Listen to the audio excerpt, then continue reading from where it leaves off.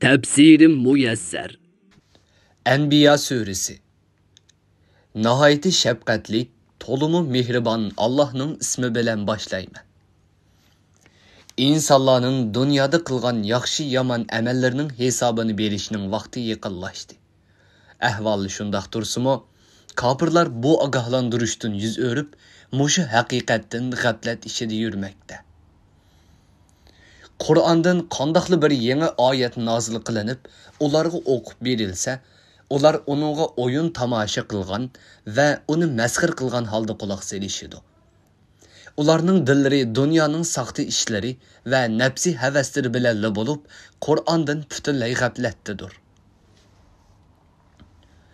Ular Kur'an'daki hakikatler hakkında aklını işletmeydi. Quraysh qabiləsinin kafirləri insanlarını Muhammed aleyhisselam'a iman etişdən tosiş üçün məxfi plan tüzüşdü. Ondan ulağa Muhammed sizlərə oxşaşlı bir insan tursa, o sizlərə oxub bəgən Kur'an sehir tursa, onun sizlərə oxşaşlı insan ikənligini görüb durub, qandaqmı onunğa əgissizlər dedi. Peyğəmbər aleyhisselam bu işini Allah'a tapşırıb mındaq dedi. Rabbim osmon zaminda aytilgan har bir so'zni bilib turdi. Sizlar yoshirgan so'zlaringlarni bilib turdi. Allah sizlarning so'zlaringlarni anglab turg'uchidir, ahvolinglarni bilib turg'uchidir. Bu oyatda kofirlar ogohlantirilgan. Kofirlar Qur'onni inkor qilib qolmay, ba'zi uni sehrdir dedi. Ba'zi bu haqiqati yo'q qalaymaqan tushlardir dedi. Ba'zi o vahiy emas, belki Muhammed okup çıkan sözlerdir dedi. Yani ba'zi Muhammed şairdir, onunğa kelgen Kur'an mı şiirdir dedi. Yani ular Muhammed eğer bizni işensun dese bizge Salih'nin kişi tögüsüge, Musa'nın hassıga ve İsa'nın möcüzleriga oxşaş, ilgirki peygamberler keltirgendek hissi, zahiri möcüzlerini keltirsun dedi. Burun ötken kapırlar öz peygamberlerden möcüze talep kılganda, o peygamberler kavmi talep kılgan möcüzlerini keltirgen tursumu, ular iman etmağanlığı üçün Allah ularını halak kılıvetken tursa. Mekkilik kapırlar özleri talep kılgan möcüzler keltirilgendin keyin iman etamdı. Yoq, ular hergiz iman etmaydı. Ey peygamber, senden ilgiri biz insanlar arasından fakat erlarni peygamber kılıp evettik. Ularga vahiy kıldık. Periştlerini peygamber kılıp evetmedik. Ey Mekkilik kapırlar, bunu bilmisenler, ilgirki samavi kitaplarını biladigan ilim ehillerinden soranlar. Biz senden ilgiri evetken peygamberlerini insan tabiitinden halkıp ketken, yeyiş içişke muhtaç bolmaydigan ceset kılıp evetkinimiz yok. Hem de ular ölmey məngü kaladigan kişiler mu emes idi. Andın biz peygamberlerge ve ularga ergeşken müminlerge bəgən nusret ata qilish haqqidagi va'dimizni amalga oshirdik. Rabbini inkar qilib, o'ziga zulm qilgan kofirlarni halok qildik. Biz bu Qur'onni sizlarga nozil qildik. Agar uningdan nasihat olsanglar, uningda sizlarning dunyo va oxiratlik izzatinglar va shon sharifinglar bor. Sizlarga xos qilgan bu in'omimni aql ishiltib o'ylab boqmamsizlar. Biz nurg'ulg'an shaharlarning aholilarini peygamberlerini inkar qilib, o'zlariga zulm qilganligi uchun butunlay halok qilib etdik.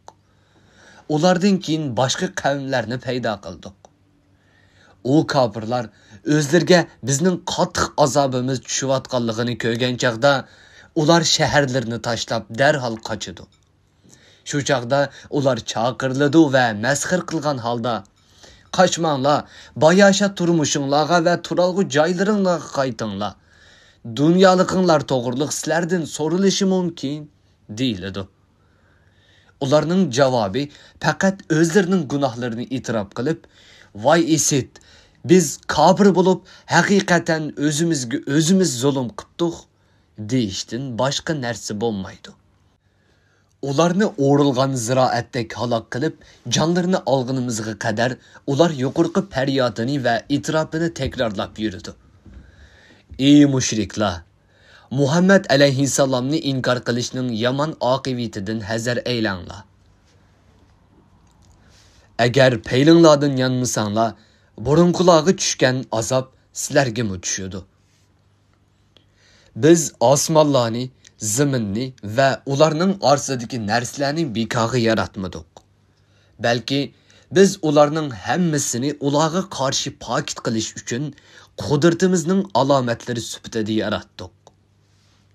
Ey insonlar, bulardan ibrat elib, bularni yaratgan zotning o'xshi yo'q ekanligini va ibodatning faqat uningga loyiq ekanligini bilib olinglar. Agar biz bala yoki ayol bilan tomosha qilayli desak, albatta biz uni sizlarning oranglardan emas, balki o'z dargohimizdan tanlagan bo'lardik. Ammo biz undaq qilmadik. Chunki undaq qilish bizga loyiq emas. Balki biz botilga haq bilan zarba beramiz. Haq botilni yonjib tashlaydi. Botil shu hamon to'zib ketadi. Ey mushriklar, sizlar Allohni uningga loyiq kelmaydigan sifatlar bilan sifatlaganliginglar tufaylidan oxiratda azobga qolasizlar. Osmonlardagi va zamindagi mavjudotning hammasi Allohningdir. Allohning dargohidagi farishtalar Allohga ibodat qilishdan cho'ngchilik qilib bosh tortmaydi va heribmi qolmaydi. Allohga uning maxluqoti va bandasi bo'lgan birini sherik keltirish qandoqmi durust bo'lsin. Ular kecha kunduz hamisha Allohga zikr etib, tasbih etib turadi. Qat'iy bo'shib qolmaydi. Mushriklarning zamindan o'liklarni tirildirolmaydigan ojiz maxluqotni ma'bud qilib elishi qandoqmi durust bo'ladi. Osmonlarda va zaminda Allohdan boshqa ilohlar bo'lsa edi, albatta koinotning nizomi buzilgan bo'ladi. Arshning egasi bo'lgan Alloh inkorchi kofirlarning sifatlagan narsalardan va yolg'onlardan albatta pokdir. Allohning yegani yaratquchi va yolg'iz ibodat qilinishga haqli bo'lgan zot ekanligining dalillaridan biri shuki, Allah maxluqoti haqida chiqargan hukmlari to'g'riliq so'ralmaydi. Bandalar bo'lsa qilgan atganlaridan so'raladi. Ashu mushriklar Allohdan boshqa narsalarni foyda yetkazadi, ziyondan saqlaydi, o'liklarni tirildiradi va tiriklarni o'ltiradi deb iloh qilib oldimi? Ey payg'ambar, ularga aytqinki, sizlar cho'qinayotgan narsalaringlarning ma'bud ekanligiga dalilinglar bo'lsa, keltiringlar. Menga kelgan Qur'onda va mendan ilgirki payg'ambarlarga kelgan samoviy kitoblarda sizlar cho'qinayotgan narsalarning ma'bud ekanligi haqida dalil yo'q. Ular faqat nodonlik va taqlidchilik bilan Allohga shirk keltiradi. Ular haqiqatdan yuz o'riguchidir va uni inkor qilguchidir. Ey payg'ambar, biz sendan ilgari avatgan payg'ambarlarning hammasiga Allohdan boshqa toat ibodatga haqli bo'lgan hech qanday iloh yo'qdir. Allohga ixlos qilib, uning o'ziga ibodat qilinglar deb vahiy qildik. Mushriklar farishtalarni Allohning qizlari deb jo'ylab, Rahman Allohning bolasi bor deyishdi. Allah buningdan pokdir. Aksicha, farishtalar Allohning hurmatlik va fazilatlik bandalaridir. Ular itoatchanligidan Allah buyurgan so'zlarni qiladi. Allah buyurmagan ishni qilmaydi. Allah farishtalarning qilib bo'lgan va qilmoqchi bo'lgan barliq ishlarini bilib turadi. Ular Allah shafaat qilishga rozi bo'lgan kishilarga shafaat qiladi. Ular Allahning amr farmonlariga xiloflik qilishdan qattiq hazar aylaydi. Allahdan qo'rqib turadi. Farishtalardan biri o'zini Allohdan boshqa iloh davoldi deb faraz qilgandimi, biz undaq farishtani do'zax bilan jazolaymiz. Biz Allohga shirk keltirib, o'ziga zulm qilgan har qanday mushrikni mushundoq jazolaymiz. Aşu kapırlar bilmemdi ki, asmanlar bilen zimin bir-biriga tutaş idi. Asmandan yağmur mu yağmaydı, ziminden ösümlük mi çıkmaydı. Biz kudretimiz bilen ularının arsını ayrıvettik. Yağmurni asmandan düşürdük, ösümlüklerini ziminden çıkardık. Hemme canlıkni sudan yarattık. O inkarçılar özleri körüp duruvatkan bu hakikatlerge işenmemdi. İbadetni Allah'a xas qilmamdi. Ziminni tevrep ketmesin deb, onun üstüde mustahkam tağlarını yarattık. Ularni Allah'a ibadet qilish ve tirikchilik qilish yo'lida ko'zlagan joylariga yetib borsin deb, ziminda keng yo'llarni barpo qildik. Osmonni zimin uchun bexatar to'ris qildik. O hergiz tushib ketmaydi. Şeytanlar onun xabarlarini o'g'irlay olmaydi. Ahval shundoq tursa-mu, kafirlar kun, ay ve yulduz qatorliq alomatlarimizdan ibrat elishdan ve bu haqda tafakkur qilishdan g'aflatdadir. Allah kechini kishilar aram oladigan vaqt qilgan ve kunduzni tirikchilik qiladigan vaqt qilgan. Kunni kunduzning, ayni kechining alomat qilib yaratgan zotdir. Ularning har biri belgilangan orbitasida aylanib turadi. Onundan halqib ketenmeydi. Ey peygamber, senden ilgirimi hiç kişine dünyada mengü kalıdığan qilmadik. Sen ölsen ular mengü qalimiz deb o'ylamdi. Bu mumkin emas. Bu ayet Xizr alayhissalomning o'lganligiga ishorat qiladi. Chunki u mu insondir. Her bir can egisi ölümlü tetig'ucudur. O qanchalik uzun ömür ko'rsa-mu baribir o'lmay qolmaydi. İnsanning bu dunyoda mavjud bo'lib turishi faqatla shariatning buyruqlari bilan, yaxshilik va yomonlik bilan sinash uchundir. Shuningdan keyin hamma odam amallardan hisob berish va mukofot yoki jazo elish uchun Allohning dargohiga qaytariladi.